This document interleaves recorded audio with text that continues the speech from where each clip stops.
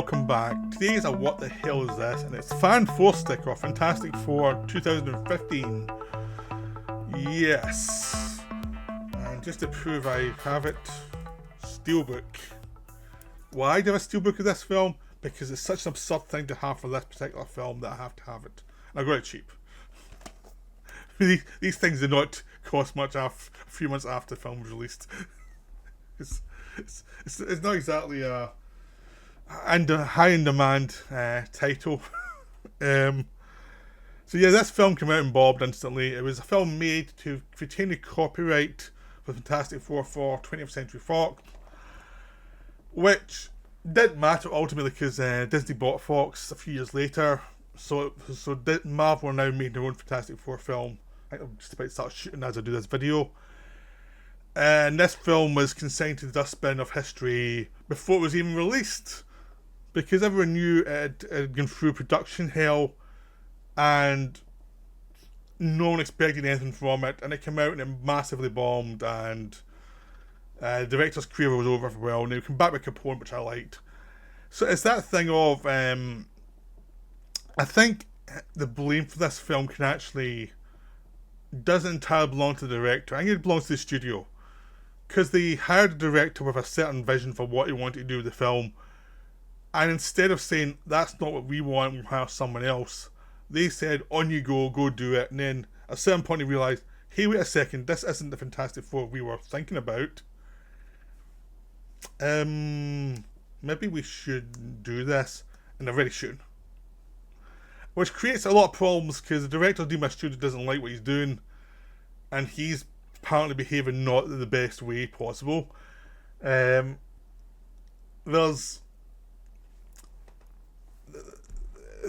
basically a mismatch of material and with the director's vision, because people expect Fantastic Four to be fun and silly, and this is a grim tale, not to make a joke about one of the characters' names. And it's like, the thing is, it's a film that needed to either go through a line and say, yeah, we're doing this, we're trying this new thing, and just explain to the public, this is a new darker take on Fantastic Four origins, and then we'll move into the more normal Fantastic Four stuff as we go. You know, which they did with Batman. They've done that with Batman, and they've done that with other characters. You could have done it if you had confidence. That was one possibility. Or another possibility is, scrap this before you start filming and shoot something else. Hire a new director, shoot something else. But they're trying to not spend that much money because they're trying to retain the rights, but they didn't want to spend a fortune on this thing because they weren't quite sure of.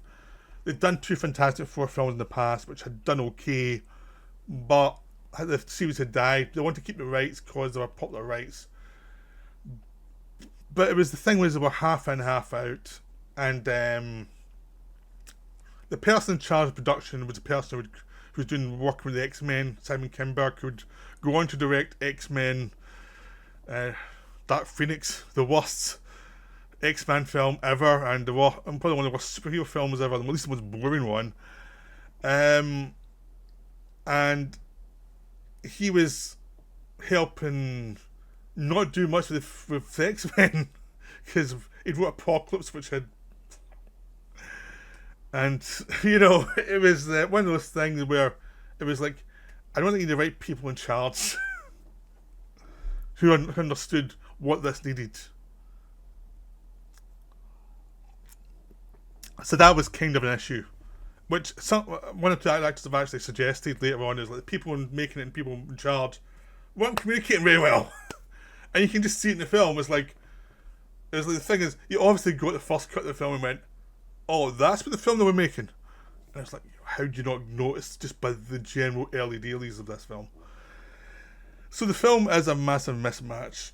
It comes into which becomes very obvious about halfway through the film. The first half of the film is the best half, because you feel that's the half the director was in charge of. And like, either you like it or you don't like it, it's a singular vision. It's a vision of someone who knows roughly what they want to do. The idea is, Reed Richards and Ben Grimm are 2 pals from school. The young Reed is a genius guy, who thinks all these amazing things up. Ben is his pal who helps him with the practicality of building stuff because he's an engineer. And they're a good duo. At a certain point, one of their experiments gets noticed by the scientist guys, and they pull Reed into their experiment. They'll try to do the same thing, but Reed's had more success. So he comes into this new environment with Victor Dawn Doom is one of the other scientists who's his rival. Sue Storm is the daughter, the adopted daughter of Franklin Storm, who's the guy running it. Her annoying brother becomes the Human Torch. Is there because he got into trouble and his dad had to bail him out. So his dad says, "Look, you're an engineer. You help this to pay up for your mistakes." And he's played by Michael B. Jordan, who's the most fun actor in the film whenever he's in it, which quite a lot of his scenes seem to be missing. And same with the Ben Grimm scenes. There's quite a lot of those scenes seem to be missing too. So it's a weird film where lots of things are obviously missing. A lot of the arcs are just stopped dead halfway through. So they create this thing, they get it to work, and they start to bond a little bit, and everything's working well until the thing works, and then they say, "Alright, we need to bring in NASA people now to go to the planet."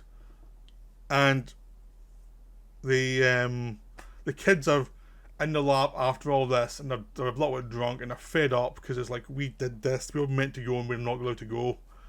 So they decide they're gonna go. And Reed brings in Ben Grimm as well to say, "Come and we need a fourth person. You helped build most of this anyway. You should go with us." And the idea is basically, who remembers the guy who built the Apollo things? No one. People remember Neil Armstrong. It's like, there is some hubris there, which they all pay for. But there is a kind of joy in the first half of the science involved, of their idea of, they're in this team. It's not exactly well organised, and it's overseen in a very light way to let these guys do what they do, which creates the thing where they make it and they get it to work. But it's a light touch system which allows them to go and do this other thing. Because one of the big complaints about it was, how did they manage to do this with all the security around? It's like, it's not a high security. The security's outside, it's not inside. Once you're inside, you're pretty safe. So they go to the planet, this other dimensional shift, to go to this other planet in another dimension. There's some weird goo that attaches to Doom and then it's on them. And then when they get back, there's an explosion of energy which hits Sue, because she's the one who figures out they're doing it, and she tries to stop them from the other side. And then she tries to give them information. When they come back, the thing hits her. So four of them now have powers. One of them, Reed, is Mr. Stretchy Man, which is used for full body horror, because it's a very Cronenberg influenced film for the first half. Then Human Torch was being burnt alive forever, it seems. Ben Grimm becomes the Thing, and he's all rock, and Sue becomes invisible and slowly learns to become invisible again. But for this whole section is they take this military base, and they're trying to work out how to stop the bullying, help the people, and it is very Cronenberg influenced. And then Reed Richards escapes from the place, and it becomes a totally different film. And this is where you only see bits and bobs of the original film, because the second half, it feels like Act 2 and Act 3 are just compressed into one act, without any gravity, without any knowledge of what the tone's supposed to be, or what the mood's supposed to be.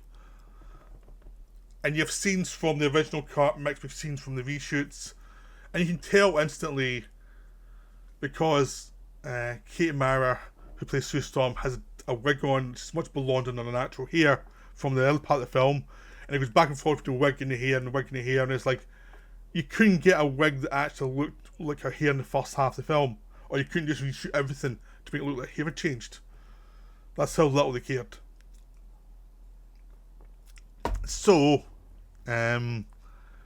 you go from a film that has a slow build to this event, and it's done very carefully. Like the characters go A, B, C, slowly, carefully. You see the maturation and how they get there and how everything works, and you get the whole body horror thing of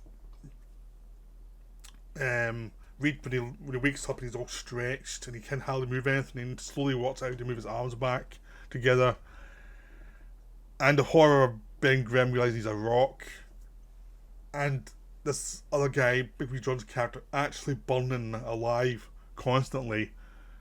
You cut to a year later, suddenly Ben Grimm is smashing the military enemies, and the Human Torch is dying to do that as well, even though the last time we saw him, he was burning alive. And he suddenly wants to be very gung-ho to be a weapon for the military. And it's like, there's a massive jump there where you have not explained anything. They've tried to do a couple of scenes and reshoot scenes that don't work, that don't really... They feel like they're from the original take, but there was like 3 or 4 scenes at either end that would have made sense of it, or they're reshoots and they're just badly written and do not connect with the writing style of the first half of the movie. That's the big thing, is the writing style in the first half of the movie is completely different from the second half of the movie, and it goes from scene to scene, from reshoot to original to reshoot to original, and totally different writing style, shooting style, everything else. And it's like, how you don't expect anyone to notice this? I mean, the big problem is they had to reshoot stuff and they didn't say, okay, what we got and what was the style and how can we fit in a variation of different things into this to make it feel like it's still one thing. No, they just shot stuff. So whoever's in charge of the writing of the news section didn't do a very good job, and whoever directed it, it was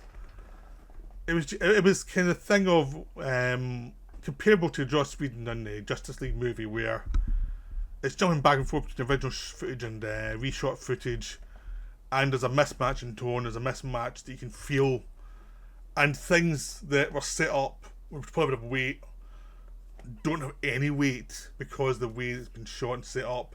And the second half is basically, you're missing scene after scene. You get from A, B, C, and basically Reed Richards goes from someone who's getting hunted down by the government an hour, and by an hour and a half in, he's made a deal with the government and he's saved the world and he's leader of the Fantastic Four. And it's like, that's half an hour.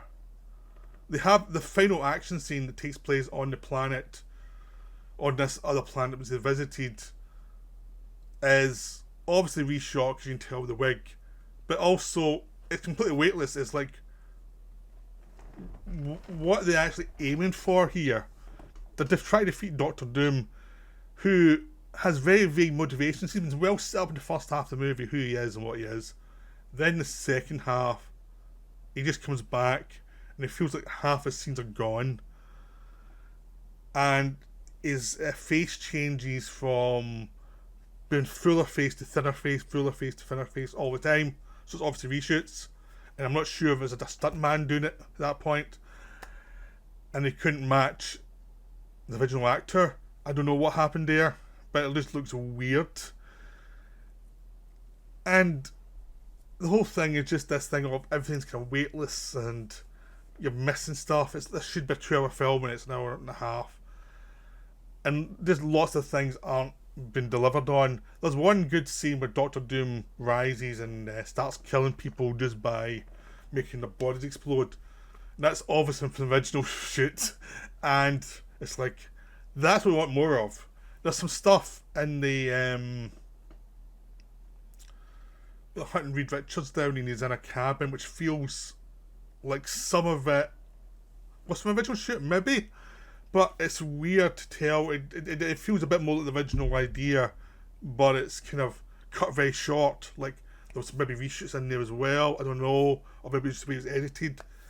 And the actor plays Reed Richards, his face goes from being normal looking to having lots of spots in his face within scenes, and it's just weird. Miles Taylor, and it's just weird. It's hard to judge anything. I mean, Jamie Bell was in it as Ben Grimm, his human form, a little bit in the first half, and then he's the Thing, And a lot of the effects of the thing feel like they're change and change and change. It's like, do we go realistic or do we go comic booky? And it ends up being this kind of in between thing where they just released what was finished, and a lot of it looks fake. And you feel a lot of his transition from being left alone and angry with Reed Richards to joining Reed Richards, a lot of that just seems to have been left. And there's a lot of stuff there that just should be there but isn't. And the same with Michael B. Jordan as Human Torch. There's just things that just massive jumps. I mean, Sue Storm gets a bit better because at least they use her in the second half to explain things, even though she's got the wig that doesn't match. But then she gets the brunt of the bad dialogue, and where she talks like a totally different person for the second half of the film. And the whole thing is just weird and very strange, and it's like you can tell why the original director was frustrated and went on and said, I had a much better version of this film a year ago. They've done a lot better reviews. And it's like, yeah, anything done better than this, because this is just a mess. This is just like, we're just abandoning this film and hopefully some people come and see it. And it was one of those things like, it would have been better to release the original, just finish the original and just say, this is a take in the Fantastic Four, and it might just be a one-off after the film's been released, and say, yeah, we went in a weird direction with this one, we'll probably go in a different direction for the future, and it'll get away with a lot better than this kind of disaster. With the thing that can salvage something, but the original idea was so focused on one thing that you can't really course correct. And the course correcting was just go and do comic book stuff, but nothing's been set up that's an actual threat that's actually going to get you interested. So it's just this mess of a film. But it's an interesting mess. It's more interesting than the more boring original ones from the 2000s. At least this one's got personality. The actors are good, even if they've been pretty much told to tone it down and be kind of quiet. Which, if you don't like, apart from Michael B. Jordan, but if you don't like that, well, you're not going to like the film. But if you do like that, like me, it is a refreshing different take on superhero genre. And this is much more a body horror thing anyway.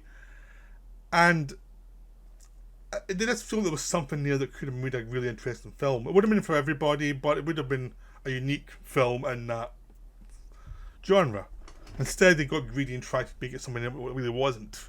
Instead of trying to fix the problems within the style of what was already there, they tried to make it something much more commercial when it was just like, it was never going to be that. It couldn't be that from the planning of it. So there we go. That's Fantastic Four, Fan4stic, or whatever they want to call it. It's now a weird footnote in film history. So I hope you enjoyed this video. I'll be back soon with some more.